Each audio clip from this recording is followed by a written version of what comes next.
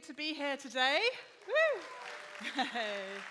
I love that. Always such a privilege being up on stage because I get to see your smiley faces, which is really lovely. I get to see people I've not seen before, people I haven't seen in a while. And thank you for those joining in Colchester. Let's give them a cheer. Yay! I'm sure all they're smiley. Those who are watching in Bury St Edmunds, yay! Our friends in the prison who are tuning in as well, let's give them a hoop hoop. Whoop whoop. Very good. And maybe you're coming here to the Cambridge location for the 5:30 service. Thank you for making the journey. Great to see you. So I just first of all want to say thank you, Pastor Steve Campbell and Andrew Campbell as well, for inviting me and trusting me with the next kind of 25 minutes to share as part of this series. You can wipe that nervous look on your face now. There we go. No, I'm only joking. But I am really excited about being here today, not only speaking on this, but at our next service today, I'm also going to be dedicating my youngest daughter, Ornella. So today is a big day. I've got family, I've got friends coming here, and it's a public declaration, really, for my husband and I to say we are dedicating ourselves to raising our daughter to pursue the teachings of Christ. And so this is why I love this series, Jesus Never Said, because as we commit ourselves to saying, yes, we want to raise a family that loves Jesus, that follows his way, it's so important that we know what on earth that way is. What on earth did Jesus actually say? Today we're talking then at Jesus Never Said, create a version of me that suits you. Again, it's so important that my husband and I, and for the rest of you, know what it is that Jesus said so that we can walk in his way, particularly if we say that we are a follower of Christ. Now, why is this so important? Jesus is the most contentious figure in all of human history, every society. He is the most loved and adored and worshipped, and also the most despised and mocked and rejected individual. He's been used as a symbol of peace, as a symbol of acceptance and love, but also as a symbol of war and intolerance and hatred. People use Jesus for their military campaigns. People use him as a symbol of whatever it is maybe that's going on in culture. In fact, we can't even decide what Jesus actually physically looked like, let alone his characteristics. So here's some wonderful image I want to show you. Here we go. Is this Jesus? He's pretty cool, looks pretty peaceable. I like it. Is this one Jesus? This is for Jesus Christ Superstar at a university played by a white female. Is that Jesus? Did Jesus even exist? Maybe he was a she and she was a he. And what about this one? This is an AI-generated image. I love it. He looks so bold and friendly, but I don't know if he's advertising kind of Colgate because his teeth look wonderful. I mean, we know he was miraculous, but there we go. Oh, this one has a special place in my heart because little baby Jesus looks very much like my oldest daughter here. Very nice. What about this one? An early image of Jesus raising Lazarus from the dead with his rod or his magic wand. Surely that one must be the real Jesus. Who is Jesus? We can't even decide on what he looked like. He can't be both, Rastafarian and also this cherub little girl kind of Jesus. Can he? Can he be from a L'Oreal advert as well as balding? Who is the real Jesus? In fact, does it even matter? Does Jesus just say, I am, the opium for the masses, quoting Karl Marx, saying, consume me, have a bit of me, and I'll fix all your problems? It's a bit like taking a pill, popping a pill. What about this? Is Jesus simply a projection of our need for an authority figure? That's what Freud, the psychoanalyst, would say. Who is Jesus? And do we create him in our image? In fact, many of those pictures say more about us as a society, maybe than the real historical person of Jesus. And I want to say these questions matter. I think it's brilliant that we're asking ourselves, who is Jesus? What did he really say? What was he really like? Did he exist? And so we're going to be going through John's Gospel, especially today. We're going to begin in Matthew chapter 16, if you've got your Bible. If you don't have the YouVersion Bible app, I encourage you to get on it, because I want you to use this morning's message as a springboard for you to look into some of the stuff that I'm saying. I've got every bit of scripture that I'm quoting in there for you to look at, for you to go through. I've got questions for you to ask yourself, and I've got some resources as well if you want to look into some of this a bit more. The fact is, Jesus knows that people make versions of him to suit him. It's nothing new. In fact, when Jesus was alive on the earth, physically walking around 2,000 years ago, he knew that people were building versions of him to suit him. And he actually confronts this. He's heard the rumors that some people have said, Yes, he must be the fulfillment of prophetic stuff from thousands of years ago, and he has come into human history to throw down the Romans so that we can have Jerusalem as our place again. He's going to be a political, powerful military leader. Jesus has heard the rumors that some people are exorcising demons in the name of him, even though they've never met him. Jesus knows some of the rumors about people who build a ministry out of selfish ambition and gain and money. And so Jesus tackles this head on, Matthew 16, verse 13. When Jesus came to the region of Caesarea Philippi, he asked his disciples, "Who do people say the Son of Man is?" Well, they replied, "Well, some say John the Baptist, others say Elijah, still others Jeremiah, maybe one of the prophets. But what about you?" Jesus asked, "Who do you say that I am?" Simon Peter answered, "You are the Messiah, the Son of the living God." And Jesus replies, "Ding, ding, ding, ding! Right you are! You've got it! Blessed are you, Simon, son of Jonah, for this was not revealed to you by flesh and blood, but by my Father in heaven. And I tell you that you are Peter. And on this rock I will build my church, and the gates of hell will not overcome it." So Jesus has heard the rumors. People are making versions of him that they want him to be. Some people say, we want a Jeremiah kind of prophet who spoke into the national affairs and stood up for social justice. And maybe Jesus is like Jeremiah. Maybe he is Jeremiah. Maybe Jesus is going to be like an Elijah, and he's going to call down fire from heaven and annihilate the powers that be. Maybe he's going to be John the Baptist. Now, for as many people back then who saw Jesus in the flesh and thought this must be a prophet like John the Baptist or Jeremiah, there were as many other people who thought Jesus is simply psychologically delusional. In fact, John 10 says there was again a great division among some of the Jewish people because of the words that Jesus was speaking. Many of them said, "He's got a demon and he is mad. Why listen to him?" I love that. He's mad. What an interesting, not polite way of saying it. Because they've heard the words of Jesus and they think the only conclusion we can arrive on is this guy has lost his mind. In fact, Jesus' own half-biological brothers come to him. In both John's Gospel and Mark's Gospel, chapter 3 says this, "When his family heard him talking, they went to take charge of him, for they said, 'He is out of his mind.'" It's a bit like the Britney Spears conservativeship. The family see Jesus talking and they think, well, family intervention, he's finally lost it. We need to take control of the situation, damage limitation. People thought that Jesus was psychologically unwell. His own brothers, flesh and blood. In fact, the belief that Jesus was mentally unwell was a really popular belief in the 19th, 20th century with the rise of psychoanalysis, psychiatry. And to quote one psychiatrist, a man called Jan, he says this, "Jesus in the Gospels displays," I'm going to put my best psychiatrist voice on, "an increased sense of his own power and superiority over others, egocentrism, and the tendency to subjugate other people. He also had difficulties communicating with the outside world and dissociative identity disorder with suicidal tendencies, and may have sought death on the cross through suicide by proxy." You'd pay £500 for that written report and golden signature on the end of that. But such was the belief that, hey, if we are to really take the Jesus in the Gospels at face value, woof, what is going on here? And so when Jesus turns and he says to Peter in Matthew 16, "Who do you say that I am?" You can imagine Peter and the disciples thinking, "Oh, here we go, okay, well, your family's kind of disowned you a little bit, and they think you're mentally unwell, but we'll go with the prophets. Yeah, you're really eccentric. They think you're like Jeremiah, John the Baptist." And what's really interesting is that we know from the book of Acts, after Jesus' death, his resurrection, and his ascension, Jesus' biological family are found worshipping the risen Jesus. What a switch, what a change to occur. It's like his family have suddenly realized, you know what?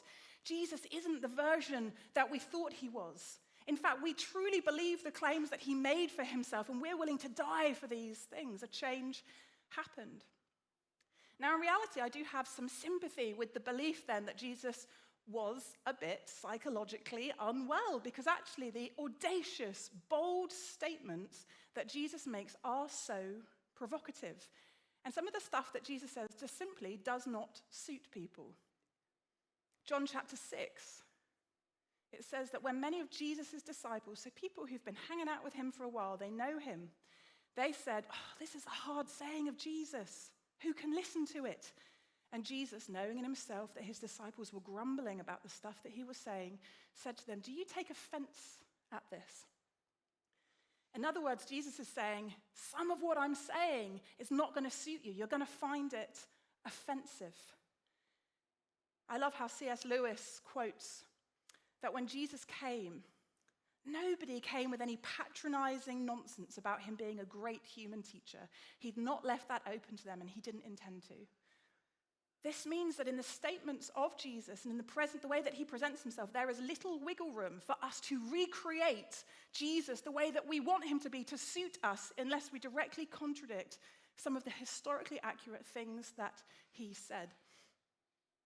We can't mistake his identity. He's not left that for us to do. We can't put words into his mouth or put him to be somebody that we want him to be. And I love this idea of this kind of mistaken identity. There was a recent example of this back in 2006, and it's hit the headlines again, so some of you may know what I'm about to say. But in 2006, Guy Goma, he was a Congolese man. He's a business and economics graduate. He arrived at the BBC. He goes to reception. He's there to interview for a job as an IT specialist. Now, at the same time, classic case of mistaken identity, there was the producer of BBC News 24. He goes to the wrong reception in the building, and he meets Guy, and he says, "Hey, are you Guy? You're in a business suit. You're here to talk about IT, aren't you? And technology and stuff." And Guy thinks, "Oh, okay, here we go." And this is what happens next. Here we go.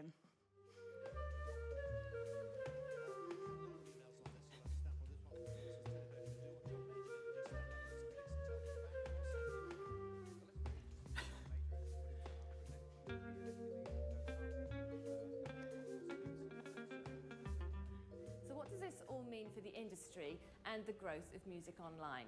Well, Guy Cuny is the editor of the technology website News Wireless. Hello, good morning to you. Good morning. Were you surprised by this verdict today? I'm very surprised to see this verdict to come on me, because I was not expecting that. When I came, they told me something else, and I'm coming. You got an interview there, so it's a very big surprise anyway. I just want to watch that again, because you can just see the penny dropped, can't you? As soon as the lady says, "You're Guy Cuny," and he says, "Oh no, I'm Guy Goma. I'm very surprised that I'm here." Now, what he does is he then kind of goes and bluffs his way through this expert witness. He's supposed to be talking about like a technological lawsuit that was happening with a big technological company. And I just love that moment of mistaken identity. No matter how much the producer or the interviewer, or probably even Guy Goma in that moment, wanted to be Guy Cuny and know what he was talking about, he wasn't him. They could mic him up, they could make him look the part, they could project onto him, "No, but this is you can talk about this stuff." He just wasn't that person. Now imagine if we could make Jesus less opinionated about our finances, our family relationships, our sexual ethics. Imagine if we could do it from a really good place in our heart and say, "Jesus, I just need you to be relevant for today. I need you to be palatable to my friends. I need you to be Guy Cuny, less of Guy Goma in this moment." But you know what? Jesus is just not going to go along with it. There's a great story, John chapter 6, verse 14. It says, "When the people saw the signs, the miraculous signs that Jesus was doing, they said, 'This indeed is the prophet who has come into the world.'" They're building up an image of what Jesus must be like to suit them and where they were at that moment. Now, Jesus, perceiving then that they were about to come and take him by force to make him king, what did Jesus do? He withdrew to go up a mountain by himself. You want me to be Guy Cuny? You want me to be John the Baptist or this military leader? You want to put me up on a throne in the center of Jerusalem? And you know what? I'm not going to go along with the version of me that suits you. And in fact, he flees from it. He runs up a mountain. It's so dramatic. You can imagine him kind of lifting up the hem of his outfit and kind of sprinting away from it. Jesus doesn't say, "You know what? Well, if you need me to be that for you, then, put my name on your political banner, print off a picture of my face and a pin badge, He doesn't do that. He runs away from these versions that we have that are not based on who he really is. And so when Jesus turns to Peter then in Matthew 16 and says, "Who do you say I am?" He's saying, you know what? Don't piggyback off the rumors and what other people say about me. Who do you say I am? Jesus says, "Yes, your family thinks I have delusional disorder. Maybe that I'm part of a cult. Maybe your grandmother thinks I didn't even exist. Maybe you grew up in a church school and you thought, baby Jesus, no crying he made. He was a very weird little baby, Icelandic, blonde hair, blue eyes, and he exists to be my cheerleader. Whoop. Yes, that Christian in your office taught you that all Christians are a bit hypocritical, do-gooders. What about this one? Yes, you've heard that Stephen Fry said, why should I respect a capricious, mean-minded, stupid God who creates a world that is so full of injustice and pain? Jesus is aware of these versions of him. And I just want to say to that last point that thousands, millions of Christians from every nation, every culture, every time throughout human history would probably disagree with that claim that Stephen Fry made, because they have this personal revelation and friendship with who Jesus is. And so Jesus says, stop piggybacking off of other people's beliefs about me, versions of me that suit them. Who do you say that I am? And this is why Jesus affirms Peter's answer then when Peter says, you are the Messiah, the Son of the living God. In other words, I believe all the claims that you have made about yourself. They're not easy to believe, perhaps. Sometimes I don't really understand them, but I believe that you are who you say you are. And Jesus kind of applauds him. And he says, you know what, you've not arrived at this through flesh and blood, just from looking around, hearing the rumors. You've had this personal insight, revelation, that is kind of this supernatural experience that you've had. You know who I truly am. And Jesus wants all of us to arrive at a personal knowledge of the real him. Throughout the Gospel of John, I encourage you to read it if you haven't done. John uses the word signs instead of miracles, because when Jesus does stuff, it signposts to who he is as a person, to something about his character, the reality of who he is. And then the whole book, the Gospel of John, is structured around 7 I am statements or declarations that Jesus is making. Here they are. Each one of these is backed up then with evidence, a story, a testimony that says that this stuff is true. They're short statements because Jesus knows if I talk in short statements, people can't misinterpret them. They can't forget them. They're going to be remembered. I am the way, the truth, the life. No one comes to the Father except through me. Jesus isn't saying, I am a way, I am a life, I am one of truth, one of many truths. He is claiming a monopoly on how to get to God and how to have eternal life. It's not just about being a good person or learning through each kind of trial and event that happens. It's not about #BeKind. It is about coming to Jesus. Now, before you kind of get all technical with me about the definite article in the Greek for the, maybe it could mean a, Jesus then also says, hey, I am the gate. Whoever enters through me will be saved. He talks about pictures of sheep, and they come in through a gate, and they have grass, and it's life, and life to the full. We can't mistake what Jesus is saying. We might say, yeah, but you can get life elsewhere. The grass isn't always greener. And Jesus says again, I am the light of the world. Whoever follows me will not walk in darkness, but he will have the light of life. Okay, I see what you're doing, Jesus. But it's not always black and white, is it? There's a lot of twilight, a lot of gray zone. Jesus says, John 10, I am the Son of God. No wonder people, when they heard him, thought he was out of his mind. They thought, he must be an eccentric prophet. Or they wanted to kill him, and they wanted to stone him. Because the statements that Jesus is making are so audacious, but they're also personal. Jesus doesn't just say, I claim to know the way, or I have the truth, or I point to life. Jesus says, I am truth. I am the life. I am the way. And therefore, truth isn't just about information. It's about relationship. This makes some of the stuff that Jesus is saying so much more interesting, because he's saying, hey, you want to know truth? Who am I really? Well, then you need to know me personally. You need to know me personally. So how do we do this? How do we then arrive at a real version of Jesus? Well, I want to say, how do you get to know anybody? In relationship, in friendship. How do you get to know anybody? You spend time with them. You talk to them. You talk to people who know them. You hang out in community with that person. You ask them questions. You listen to their response. Maybe you read some things about them, their manifesto or their biography or their Facebook posts. You get to know the person. Really personally at the moment, my daughter, who I'm dedicating this morning, is 10 months old. How do we get to know Jesus and pursue a friendship with him, the real him, when you're sleep deprived, you've got screaming babies, you've got never-ending washing, they're up before you do? How do you get to know Jesus when it's really hard to pick up the Bible and make time to kind of say, yes, I'm going to get to know you, I'm going to read this stuff? What about if you don't read? What happens if you don't like reading and you think, I just don't understand how to get into the Bible? How do I get to know Jesus? About 13 years ago, I was in a really rural community in Central Africa. And I met some incredible followers of Jesus there who had only recently had a Bible translated into their local language. Some of them couldn't read it.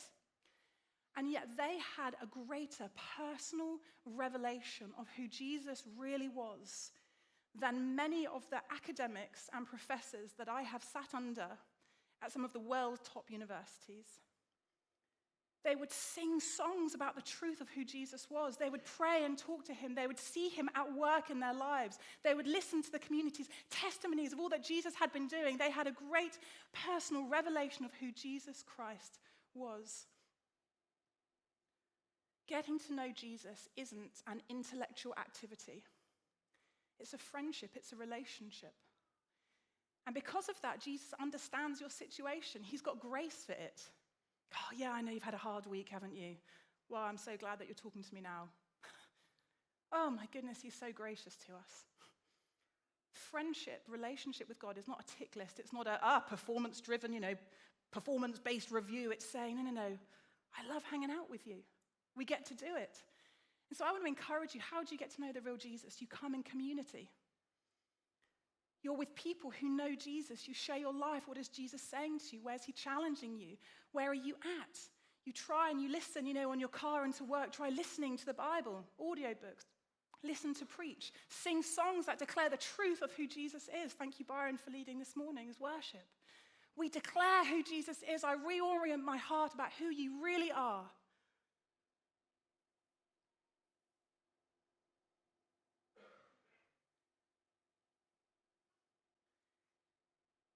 In Matthew 16 then, when Jesus says to Peter, who do you say I am? Peter gets it right.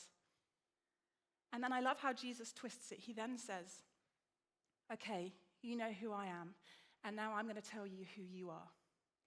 Because there's something about friendship with Jesus that is two-way. When we know who he is, he tells us who we are. He shapes us. We become like the person that we hang out with. What we believe about Jesus, about God, really matters because it shapes the way that we are towards ourselves. For example, if you are a follower of God, but you believe that Jesus is a bit punitive, he's critical, you can never quite get it right, then what's that going to generate in you? Perfectionism, performance-based religion. But if I'm always trying to do the right thing, then, I'll be approved of. Who do you say that I am? If we believe that Jesus came for a broken world, to love the people that society rejected, to love the people that could never quite get it right, to transform us, then the way that we are towards ourselves is going to be radically different. We're going to treat ourselves with grace and kindness and compassion. We're not going to hide away in shame in the shadows, never quite getting it right. We're going to extend that to the world around us, full of grace and patience, because my goodness, is he patient towards us. Jesus says to you this morning, who do you say I am? Who do you say I am? What version of Jesus do you have in your mind? Do you know him personally? And before we go into a time of worship again, I just want to invite all of us. The Gospel of John has this repeated line, come and see, come and see. And that invite still stands. Come and see who Jesus is. Be a follower of Jesus. Come and see, come and see. Who do you say he is? And so there's something in this for all of us. Maybe we've been a follower for a long time, but we realize, there's something about my relationship with Jesus that's just not based in reality. I can't find scriptural justification for the way that I think that Jesus is. And so today, maybe it's about reorienting your heart towards the greater reality of who Jesus is. Maybe you've never done that. Maybe you've said, I've never followed Jesus. But today, I want to look into this. I want to look at who Jesus says that he is, not based on my family or culture or friends or podcasts, but I'm going to listen to Jesus and I'm going to investigate that. And if that is you, for the first time or by way of saying, yes, I'm going to do this again today, I'm going to lead us in a prayer that we're all going to pray. And then afterwards, if you have done that first time or by way of recommitting yourself, I'd love it if you put your hand in the air. And we're going to give you a Bible. We're going to resource you to do this. We'd love to get you into community, do conversation with you. Even if you have 100 Bibles at home, this is a way of marking the moment and saying, yes, Jesus, I want to get to know you. Would you all stand with me? We're all going to respond. Would you say after me, Jesus, I thank you for your life. I thank you for your offer of friendship. I don't know everything, but I want to know you more and more. Today I choose to follow you, to pursue your claims, to pursue personal friendship with you, Jesus. Forgive me for the stuff that gets in the way of the real person you are. Help me, Jesus, know you. Amen. If you enjoyed this video today, why don't you click subscribe and click on that notification bell to get a notification the next time we upload a video. And if you're new or you've been coming to the C3 Church for a little while now, why don't you find out what your next step might be in the journey of faith? Click on the next step link in the description below to find out what your next step in your journey might be.